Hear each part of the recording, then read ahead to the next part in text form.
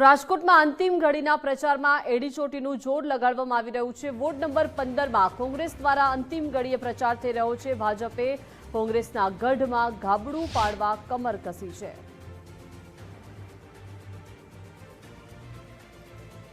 તો પ્રચાર પ્રસાર જે છે તેના પડગમ શાંત થવા પહેલા હવે પ્રચાર પૂરજોશમાં થઈ રહ્યો છે। છેલ્લી ઘડીનો આ પ્રચાર છે। વોર્ડ નંબર 15માં કોંગ્રેસ દ્વારા અંતિમ ઘડીએ પ્રચાર સ્થાનિક સ્વરાજ્યની ચૂંટણીનો જે પ્રચાર છે તે અંતિમ તબક્કામાં છે અને 28 તારીખે મતદાન થવાનું છે। ત્યારે રાજકોટ મહાનગરપાલિકાની અંદર તમામ રાજકીય પક્ષો છે તે ચૂંટણી જીતવા માટે એડીચોટીનું જોર લગાવી રહ્યા છે। અત્યારે અમે વોર્ડ નંબર 15ની અંદર પહોંચ્યા છીએ। વોર્ડ નંબર 15 છે તે કોંગ્રેસનો ગઢ ગણવામાં આવે છે। બીજી બાજુ ભારતીય જનતા પાર્ટી છે તે આ ગઢમાં ગાબડું પાડવા માટે પણ એડીચોટીનું જોર લગાવી રહ્યા છે। અત્યારે આપણી સાથે અહીંના ઉમેદવાર છે મકબૂલભાઈ, તેમની સાથે વાત કરીશું। મકબૂલભાઈ, છેલ્લા ઘણા વર્ષોથી આ વોર્ડ નંબર 15 એટલે કોંગ્રેસનો ગઢ માનવામાં આવે છે। આ વખતે કેવી તૈયારીઓ છે, લોકોનો કઈ પ્રકારનો પ્રતિસાદ રહ્યો છે?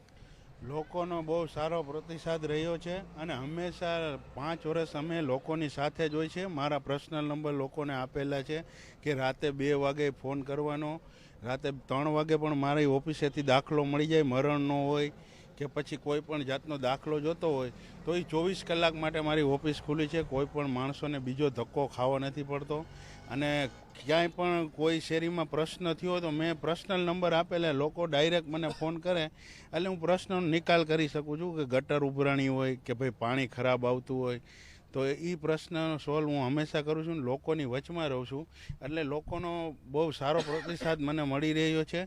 અને બાકી તો ગાબડા પડવાની વાતો કરે જેને લોકો ઓળખતાય નથી। જે એક તો અમારા ઉમેદવાર છે એ કાલા રોડ ઉપર રહે છે, હવે અહીંયા ચૂંટણી લડવા આવ્યા છે।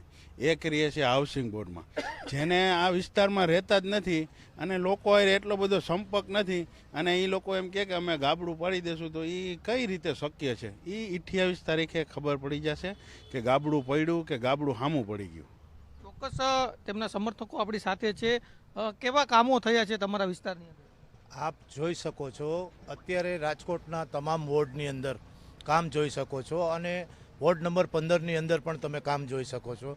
આજે વિકાસના કામોમાં અમારે સ્ટ્રીટ લાઇટ, ગટરનું અને રોડ રસ્તાની તમામ સુવિધાઓ અત્યારે પૂરી પાડવામાં આવે છે અને ગટરનું પાણી જે આજ વર્ષોથી આના અંદર આવતું હતું એ બધું અમારે નવી લાઈનો નાખી અને બધું સોલ્વ કરવામાં આવેલું છે।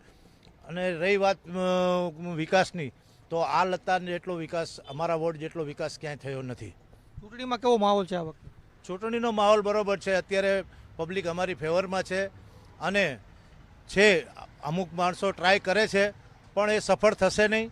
અમે અહીંયા ઘણા વર્ષોથી રહીએ છીએ, અહીંયા અમારો ટોટલ અમારો સમાજનો જ વર્ગ છે, છતાં અમારી અંદર બીજા ધર્મના માણસોને અહીંયા બુકિંગમાં આમાં ચડાવેલા છે તો એ લોકો કોશિશ કરે છે પણ કામયાબ થશે નહીં।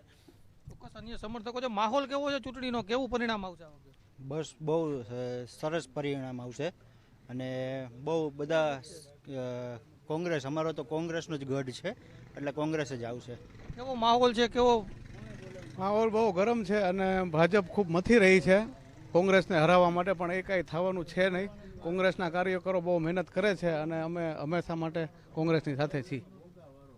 ચોક્કસ વોર્ડ નંબર 15 કે જે કોંગ્રેસનો ગઢ માનવામાં આવે છે ને, ત્યાં અત્યારે પણ એવો જ માહોલ જોવા મળી રહ્યો છે કે કોંગ્રેસનો ગઢ યથાવત રહે। જોકે 28 તારીખે જે પેલા 26 તારીખે મતદાન છે ને, 28 તારીખે પરિણામ આવશે ત્યારે જે આ વિસ્તારનું શા માટે કોંગ્રેસનો ગઢ ગણવામાં આવે છે તેને લઈને પણ જે સ્પષ્ટતા છે તે સામે જોવા મળશે। કેમેરા પર્સન દેવજી રંગાડિયા સાથે ગૌતમ બેડા, ગુજરાત ફર્સ્ટ, રાજકોટ।